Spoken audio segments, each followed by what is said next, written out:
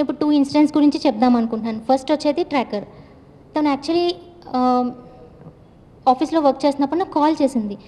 రుక్మిణి, నాకెవరో బ్యాగ్లో ట్రాకర్ పెట్టారు, నాకు భయమేస్తుంది, ఎవరో నన్ను ట్రాక్ చేస్తున్నట్టు అనిపిస్తుంది అంది. కంగారు పడికి ఎవరు అంటే నాకు శ్రీచరణ్ పెట్టాడు అనిపిస్తుంది అని వస్తున్నాం, ఆగు మేము వెళ్తున్నాం. ఆఫీస్లో అది రిస్ట్రిక్టెడ్ ఓడీసీ యాక్చువల్లీ.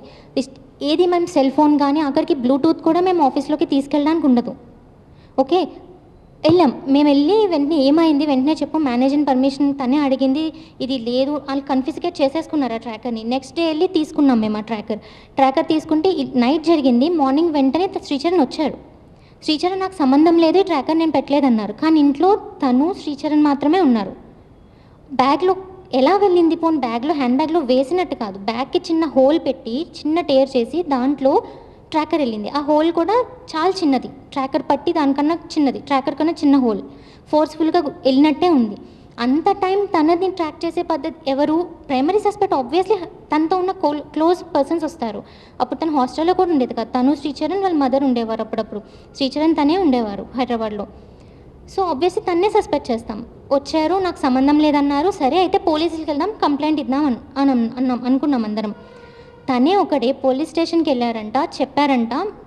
నాతో వచ్చి చెప్పారు తను. యాక్చువల్లీ పోలీస్ స్టేషన్కి వెళ్ళాను, నేను పోలీస్ని కలిశాను. పోలీస్ అన్నారు ఈ ట్రాకర్ యూజ్లెస్, ఇది ఏం ట్రాక్ చేయడానికి పని చేయదు, ఇది బేస్లెస్, ఇది మీరు చెత్తపుట్లో పాడేసి మీరు వెళ్ళి మీ లైఫ్ని ఎంజాయ్ ఉండండి, ఎందుకు అనవసరంగా ఈ ట్రాకర్ మీకు అని చెప్పారని నాకు చెప్పారు. ఓకే సర్లే అని నమ్మాను నేను యాక్చువల్లీ శ్రీచరణ్ని. నమ్మిన తర్వాత రాధాకు ఒక 1 డే తర్వాత కాల్ చేశాను, వీళ్ళు సెట్ చేసుకుంటారు, రాధా వెళ్ళిపోయింది. సెట్ చేసుకుంటాను కాల్ చేసి ఇలా పోలీస్ స్టేషన్కి వెళ్ళారంట కదా, అందుకనే నేను పీస్గా ఉన్నాను అంటే, పోలీస్ స్టేషన్కి వెళ్ళలేదు, ఏం వెళ్ళలేదు, నాకు అలా ఏం చెప్పలేదు తను అని చెప్పింది. నేను షాక్ యాక్చువల్లీ, అసలు ఏం జరుగుతుందో నాకు వాళ్ళిద్దరి మధ్యలో అర్థమయ్యేది కాదు. ఇది ఒక ఇన్సిడెంట్. ఇంకోసారి ఏంటి, తను నార్మల్గా ఫోన్లో ఉంది, తనకు ఒక పిక్ వచ్చింది, సీసీ కెమెరా పిక్. ఆ సీసీ కెమెరా పిక్లో తను ర్యాపిడో బైక్ దిగుతుంది యాక్చువల్లీ. నా పిక్ కూడా చూపించలేదు యాక్చువల్లీ, నాకు ర్యాపిడో బైక్ దిగుతుంది. తను షాక్ అయింది. తనకి ఏమనిపిస్తుంది, ఏంటి శ్రీచరణ్ ఇది ఎలా పెట్టామంటే, ఎదిరింట్లో ఉన్న అతను సీసీ కెమెరా చూసి ఆ ఎదిరింటి అతనికి ఏం చెప్పారంట, అంకుల్ వెళ్ళారు యాక్చువల్లీ, ఇది వాళ్ళ పేరెంట్స్కి చెప్తే. ఎదిరింటి అతనికి ఏం చెప్పారంట, నా వైఫ్కి ఎవరో పోయింది మా ఇంట్లో ఏదో వస్తువు, నేను చూడాలి అని చెప్పి సీసీ కెమెరా చూశారంట. సీసీ కెమెరా చూసి ఫోన్ తీసుకుని ఫోటో తీసి రాధాకు పెట్టి మళ్ళీ డిలీట్ చేశారంట. అంకుల్ వచ్చారు, అంకుల్ అందరినీ అడిగారు, వాచ్మ్యాన్ని అడిగారు, అంతా రికార్డింగ్ చేశారు. వాచ్మ్యాన్ది కూడా వాయిస్ రికార్డింగ్ అంకుల్ దగ్గర ఉంది. అదంతా తీసుకెళ్లారు.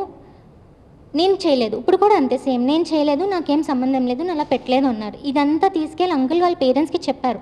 అంకుల్ ఆంటీ రాధా ఢిల్లీ తీసుకెళ్ళడానికి రాధాకు ముందు ఇన్సిడెంట్ జరిగింది, వెళ్ళి రాధా వాళ్ళ పేరెంట్స్కి చెప్పారు. రాధా వాళ్ళ శ్రీచరణ్ వాళ్ళ పేరెంట్స్కి చెప్పారు. శ్రీచరణ్ వాళ్ళ పేరెంట్స్ కూడా వాళ్ళ అబ్బాయినే తప్పని చెప్పి కొట్టి కొన్ని రోజులు వాళ్ళిద్దరిని దూరం పెట్టారు, పూణే ఢిల్లీలో అలా పెట్టారు. ఎందుకు? రాధాకి సేఫ్టీ లేదు కాబట్టి. జస్ట్ ఇమాజిన్ అండి, ఎవరో మనం వెళ్తున్న అన్నీ అబ్జర్వ్ చేసి సడన్గా మీ ఫోన్కి మీ ఫోటోనే పెడితే ఎలా అనిపిస్తుంది? ఎవరైనా ఇన్సెక్యూర్ ఫీల్ అవుతాం కదా. అక్కడ తన హస్బెండ్ దగ్గర కూడా తన సెక్యూరిటీ లేదు, చాలా భయం వేసింది. నేను అన్నాను, రాధా ఇంత ఎక్స్ట్రీమ్ క్రాస్ అయ్యారు కదా, ఎందుకు నువ్వు ఢిల్లీ వెళ్ళడం అవసరమా రాధా అని అడిగాను. తను నాకు చెప్పిన 2 విషయాలకు నేను ఆగాల్సి వచ్చింది. తను చెప్పింది ఇంత బాగా ఆలోచించిందా అనుకున్నాను నేను. రుక్మిణి, ఫస్ట్ నేను డైవర్స్ తీసుకోలేను, మా పేరెంట్స్ని సొసైటీ ఊరుకోదు నీ మాటలు. అండ్ నెక్స్ట్ ఏంటంటే తనకి అనుమానమే కదా ప్రాబ్లం. నేను అందరితోని కాంటాక్ట్ కట్ చేసేస్తాను, ఢిల్లీ వెళ్ళిపోతాను. ఇప్పుడు హైదరాబాద్లో ఉంటే తను వేరే చోట ఉంటే నేను ఎక్కడికి వెళ్తున్నానా అని ప్రాబ్లం.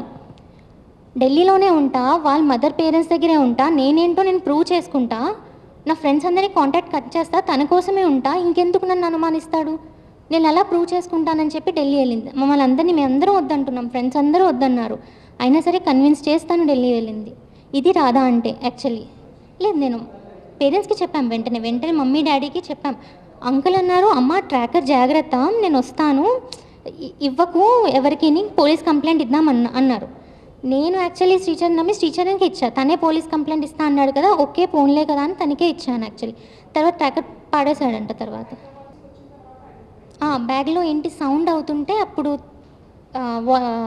గేట్ మ్యాన్ వచ్చి, ఏంటి నీ బ్యాగ్లో ఏముంది, సౌండ్ అవుతుంది ప్రతిరోజు అని తీస్తే అప్పుడు తనకి దొరికింది. మేము బ్లూటూత్ కూడా యాక్చువల్లీ అలౌడ్ కాదు రిస్ట్రిక్టెడ్ ఓడీసీలో. అందుకు ఇష్యూ అయింది. లేదండి, యాక్చువల్లీ రాధా ఎలాంటి పర్సన్ అంటే ఎవరైనా ముందు పరిచయం అయినప్పుడు అయితే బాబాయ్, అన్నయ్య, తమ్ముడు అలాగే పిలుస్తుంది. రిలేషన్ పెట్టే పిలిచేది. తను అంత కాన్షియస్గా ఒక పర్సన్తో ఇంటరాక్ట్ అయ్యేది. ఇప్పుడు ఎవరైనా లేదు, యాక్చువల్లీ తన షెడ్యూల్ చూస్తే మీరే ఆశ్చర్యపోతారు. మార్నింగే లెగుస్తుంది, మెడిటేషన్ చేసుకుంటుంది, తను బ్రేక్ఫాస్ట్ తనే చేసుకుంటుంది, కుక్ చేసుకుంటుంది, ఎవరికైనా తెస్తుంది. తను సింగింగ్ చేస్తుంది, సింగింగ్ క్లాసెస్కి ఉంది. తనకి పెయింటింగ్ వచ్చు, చిన్న చిన్న ఆర్ట్ పీసెస్ చేస్తుంది, బై డ్యాన్స్ కూడా చేస్తుంది యాక్చువల్లీ.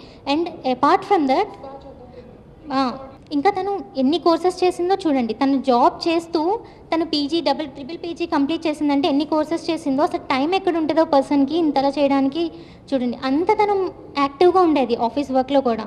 కానీ ఇంత చేసినా ఎప్పుడు తన ఫేస్లో స్మైల్ ఎప్పుడు పోవడం నేను చూడలేదు. మరిన్ని అప్డేట్స్ కోసం ఛానల్ను సబ్స్క్రైబ్ చేయండి. నోటిఫికేషన్స్ కోసం బెల్ ఐకాన్ పై క్లిక్ చేయండి.